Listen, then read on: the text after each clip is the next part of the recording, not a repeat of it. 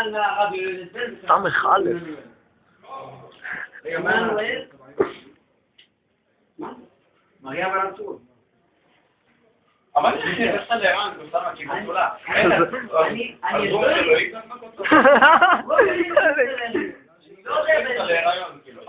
אז איך היא נהייתה בתולה? היא לא לקחה פה צינור. היא כבר לא בתולה, היא כבר ילדה. לא, היא הייתה בתולה. היא הייתה בהיריון. לא הולך. מה זה עליי? תראה. רגע, אתה מאמין בזה שאם נגיד אתה יש לך ככה אחרי הנישואים וזה, אתם תעשו? רוח הקודש תעשו. שהיא תתגוד בך עם רוח לא, היום זה לא עובד ככה. תראה, בגלל שאיתו היה מקרה מיוחד, הוא היה גם בן אדם וגם אלוהים, במה מובן המילה. אז היה לו גדול. לא, לא משהו. אז הוא היה צריך להיות ללא חטא, שיוכל לכפר על החטאים שלנו. אז בזהו זה ילד מראה. לא, אתה לא מקשיב. זה לא קשור.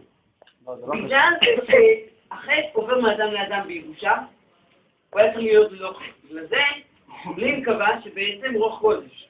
קיבל הריון את מרים, ולכן לא חל עליו החטא. בגלל זה הוא לא חטא. אז אנחנו חטאנו. אנחנו חטאנו, כולנו. אז מה אכפת לך? אני אסביר לך. מה שעושה לי זה בעצם חיי עולם. כאשר מישהו מאמין בו ועושה את החינוך, חיי עולם. חיי עולם. אני לא...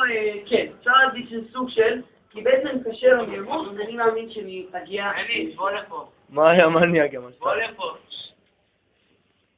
זה מה שאני מאמין.